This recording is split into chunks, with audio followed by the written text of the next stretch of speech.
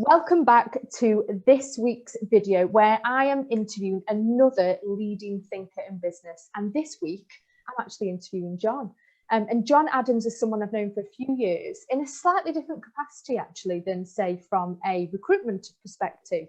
And John is one of the 7 LinkedIn change makers, which I'm just really attracted to because I think it's really interesting. So thank you for joining me, John.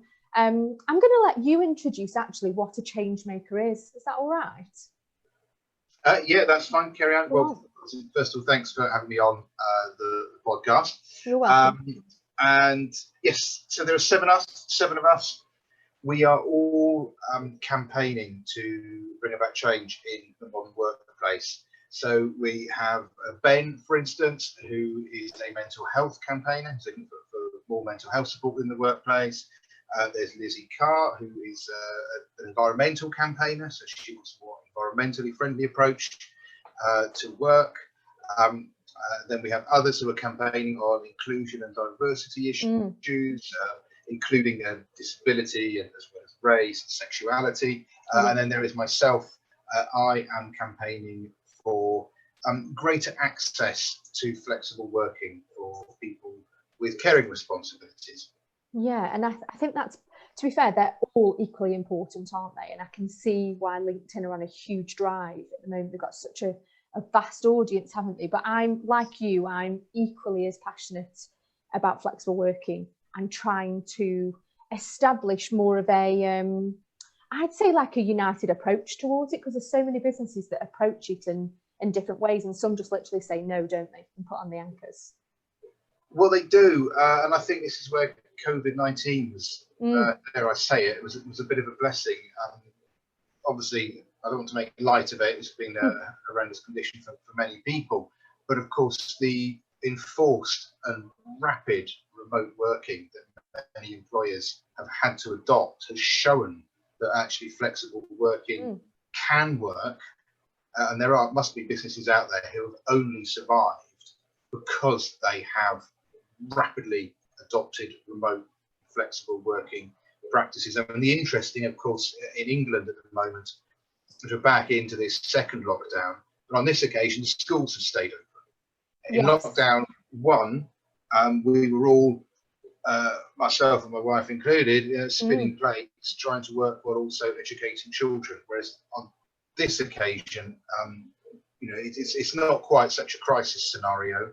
And with this second lockdown, we're going to get a much more realistic idea of how it could work. I mean, my brother-in-law made an interesting comment to me. He said that if you had said, and I'm apologies to anyone who works in IT, but if you had told them at the beginning of 2020, by March the 24th, 23rd, I think it was, 23rd, that it was announced, right.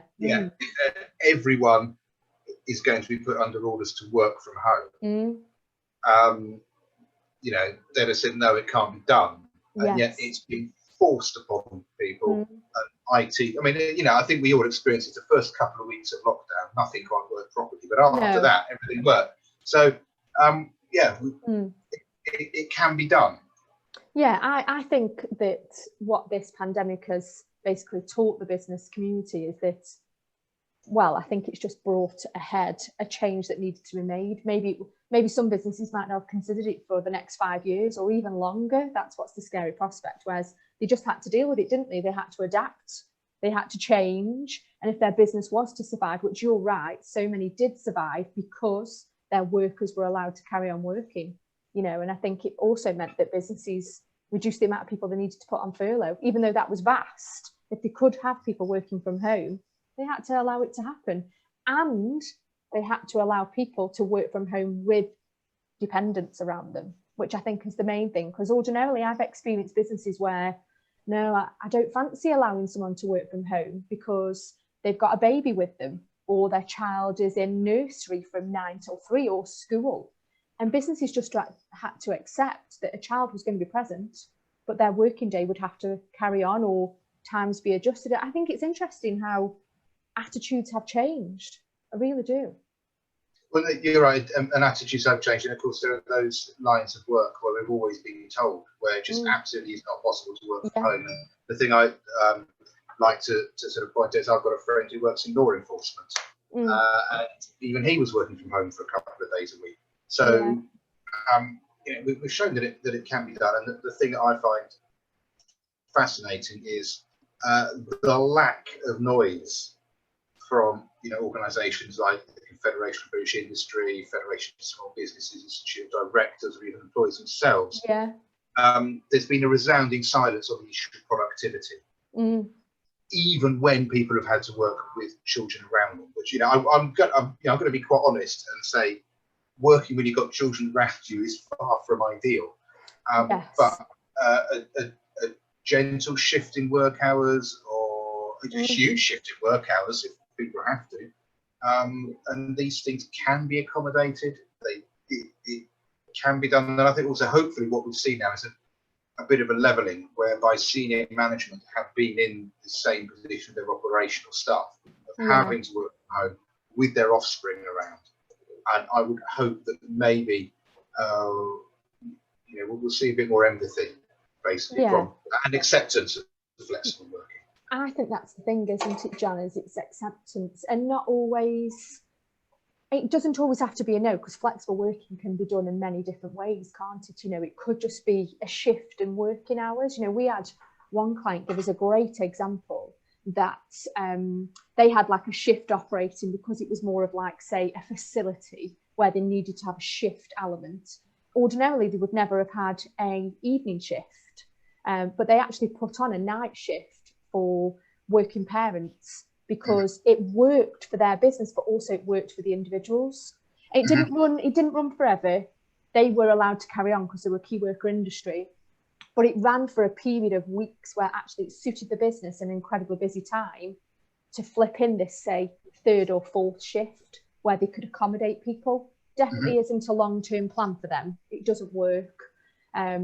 But it worked in the short term, and it allowed people to carry on working. And I think that's what's really important, is not preventing someone from pushing ahead in a career just because you don't allow flexible working.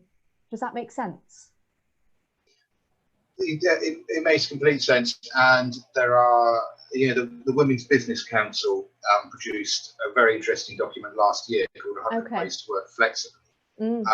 Which I've written about that on my own blog, danbloguk.com. If you want to go and do a search for that, just look up Women's Business Council, it'll be there.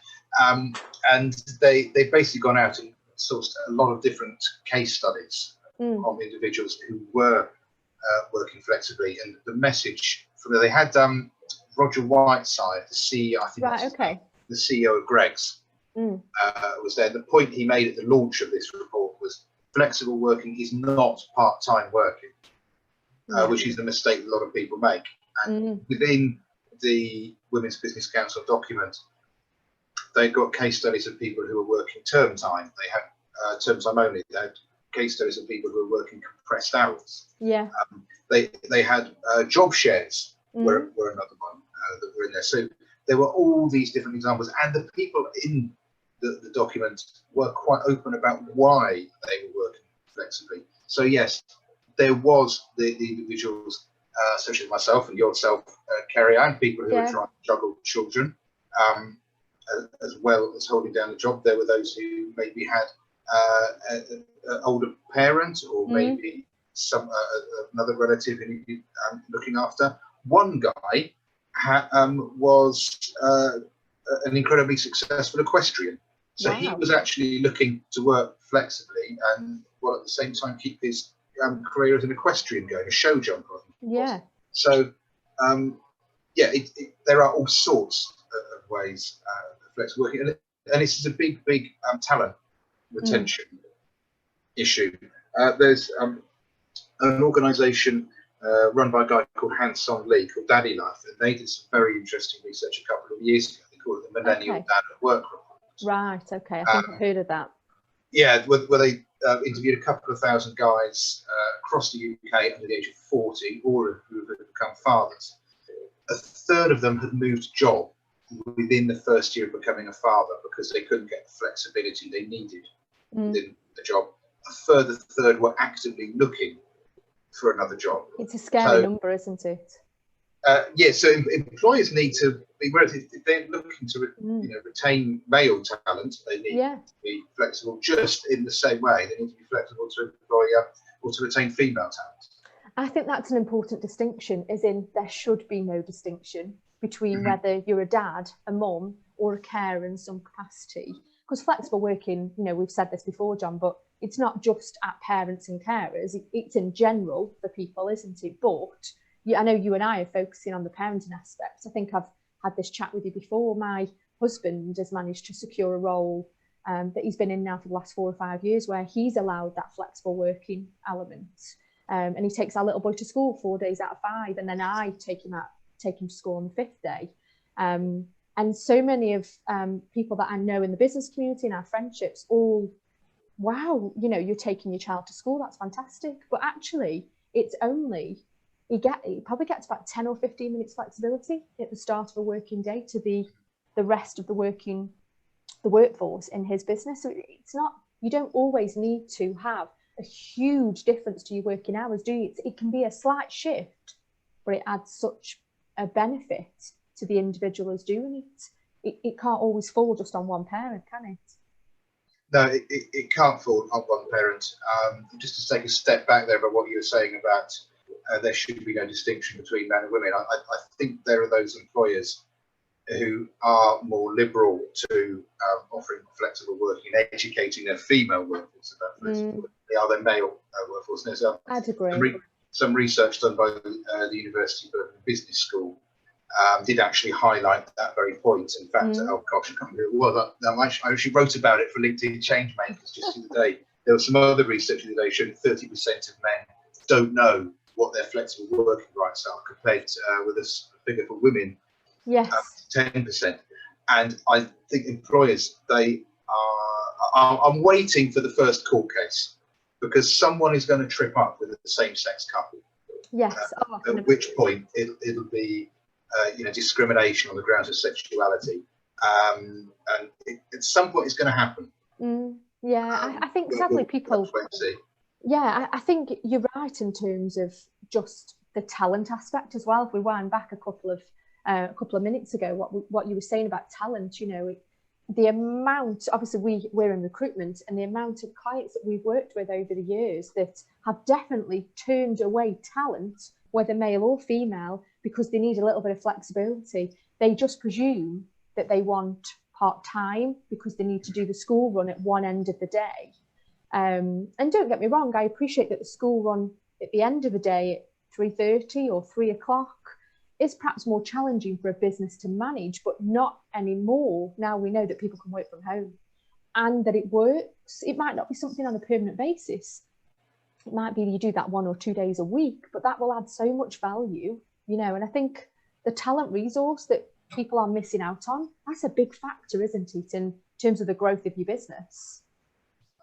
It's a huge factor, and the more I'm immersed in this world, the more I realise that employers are missing out on vast swathes of talent simply because staff have either got kids or they've got other caring responsibilities. Yeah. And I mean, people have fallen ill and they've had children, or they've need carers are nothing new. No.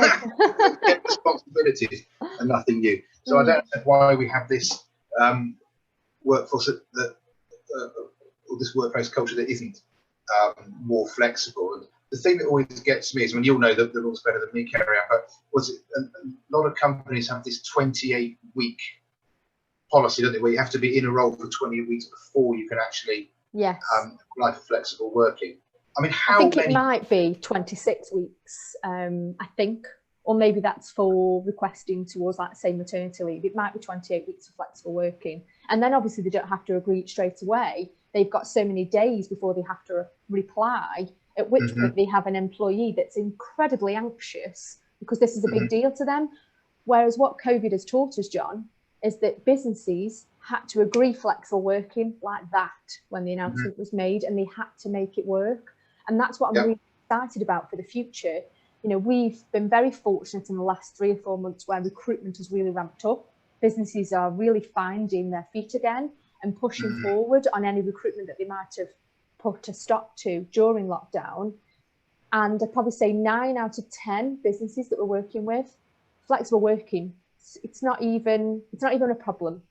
It's they're not even putting a question mark next to it anymore. You know, it is just a given. It's a given. And it's positive, and the candidates are, well, they're bewildered just because they're not used to it, you know. And I just think I'm never going to say I'm grateful for the pandemic, but I'm grateful in the shift in attitude that it has pushed our business community to. Does that make sense? Oh no, it makes complete sense, and I think also in other ways it's been a bit of a leveller. The terms and conditions that organisations seem to make when hiring the senior management talent that they want to compared to their operational staff, I think we're possibly seeing a bit of a levelling on the playing field there as well, where all staff are now going to have greater access to flexible working. Oh, sorry, that was my mother trying to call me. I'll speak to her later. Yeah, that was important. That's a clear example of what it was like in COVID pandemic lockdown stages, where children were walking behind the screen, and you just have to accept it. That's just the way it is these days, isn't it, John?